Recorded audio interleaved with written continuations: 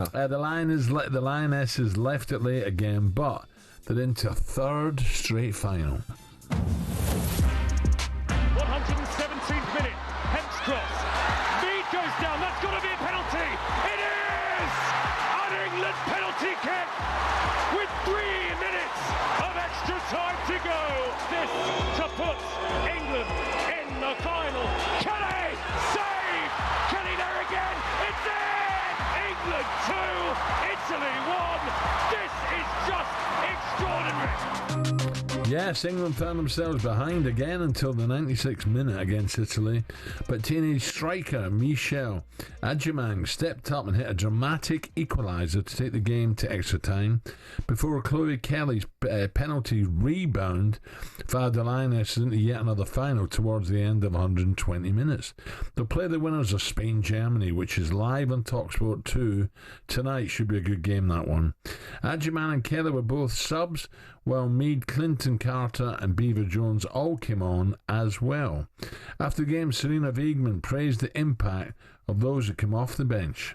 They just accept their role and they're ready, and they get ready, and they know they have a huge contribution to the team. And I think what I said before too, you could bring so many players on the pitch and I make the decisions, but everyone's ready to go. So today also Aggie came in and she made it very difficult for their defenders too, together with Michelle, with the two of them. And then of course when we had to go back because we scored 1-1, then Aggie goes to the left side and she knows exactly what to do too. So they're really well prepared. They're ready to go, and they brought something extra, and that's what the team needed. So that's really nice to have, and it says a lot about this team. So I was going to ask Kev, the best super sub you ever played, but it's difficult now because there's so many subs, but in my day it was probably Fairclough at Liverpool, come off the bench. Yeah, scoring or goals. Solskjaer for United. Solskjaer was the one, yeah. Goals. I think he was the best one I probably seen him, when they had them four, Sheringham and Solskjaer comes on for York and Cole. The impact what they'd have, I think, Solskjaer's probably of my era was the one who was the super sub, if you like. Yeah. John is now for more, live from beautiful Geneva, talkSPORT's chief live football anchor, Adrian Durham. Adrian, another left it late, another incredible result when it looked at one stage England were going out. Morning, Nate. Yeah. Morning, Kev. Morning, Alan. And listen, it's glorious. The feeling is unbelievable. The slogan for this tournament is the summit of emotions, and these Lionesses are taking us there. The thing is, during the game, I think like most fans, I was pretty annoyed. I was frustrated. I was thinking they're going out very negative about the whole thing, and then out of nowhere, very, very, very late, Michel Adjumang gets the equaliser. And actually from then on, we thought England might kick on, but they didn't really. They didn't up the tempo. They slowed it down. Then get the penalty, and it was sloppy from the Italians. Chloe Kelly even misses that, but gets the rebound. So they've put us through it last night. I mean, this is what football's all about. If you're a football fan, everybody listening to this will know exactly what I'm talking about, because you go through those lows, and there's lots of lows, believe me, but you get those highs, and nothing can top that feeling. And the Lionesses last night, if they win the final like that, nobody's going to have a problem. Well, can they though, Adrian? Because if it is Spain who beat Germany in the other semi-final, Spain, I've said before this morning on talkSPORT, that they keep the ball very, very well, probably better than any other team in the tournament. And it's going to be difficult for England to do that again. You can't keep doing that, can you? No, at some point your lucky's going to run out, and they've been very lucky, there's no question about it.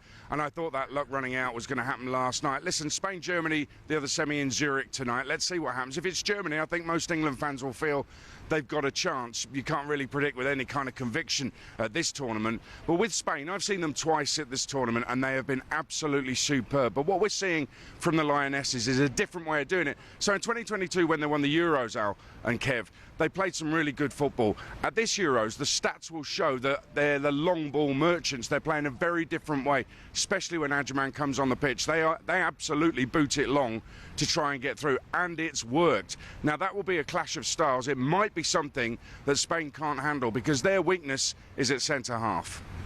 Yeah, I was just talking about that earlier. She's made some real big decisions, hasn't she? In terms of even in the last game, taking out Jess Carter, bringing in Esme. She's made big decisions before the tournament. You know, Millie Bright not coming, and obviously Mary Earps, big people in the last couple of tournaments for them. She sort of give them the confidence. It seems like a real good camaraderie. Is that what you see when you see them in and around and everything else, and you see these games? You know, winning late on is always a great strength to have, and you know, a good attribute to have as a football team, certainly. Yeah, there's a phrase the England fans use, which is "in Serena we trust." That was tested to the full last night, I can tell you. But she's got us through, and you just have to have faith in that. I think in terms, there's two things here, Kev, and you're right to look at the selection, because we were all a little bit surprised that Chloe Kelly didn't start last night, but yet again she's had the impact from the bench. Esme Morgan was a big change to make, but she's been actually superb in the quarter-final when she came on, and in the semi-final last night she was really good. So she's nailed down. Nobody would have said she'd start the final if England were to get there, and here she is. She is going to be starting the final, I believe. So there's a big decision to be made about whether Chloe Kelly starts or not, and Michelle Adjeman as well. It'll be tough on Russo, who's not got the goals but has got the assists and has done all the running and all the hard work. The other issue is the subs, because Chloe Kelly, there was one enforced sub. Lauren James went off injured at half-time. 77 minutes until Serena made the decision to bring on Chloe Kelly, and we were all just frustrated, wondering what was going on. Why was she waiting? Now, in the end, it's happened, and England have got there, and she can say, well, I made the subs at the right time. But boy, that's leaving it late, and I just wish she'd do it a bit sooner, because we were transformed after the subs. Yeah. Looks a beautiful morning there, Adrian, that park you're in. Have you really enjoyed Geneva?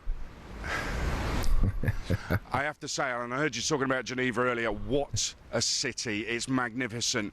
We climbed a mountain yesterday in the cable car, which was absolutely superb. The views from the stadium, from the Servette Stadium, absolutely magnificent, and the mountains, something I'll never forget. It's a wonderful city. I will be coming back. Bit too sunny for somebody pale and ginger like me, but I absolutely love it. Lake Geneva is just so picturesque. You could just sit there looking at it all day. It's beautiful, beautiful place. Well, you got Lake Zurich, and you've also got Lake Lucerne as well, which is very nice.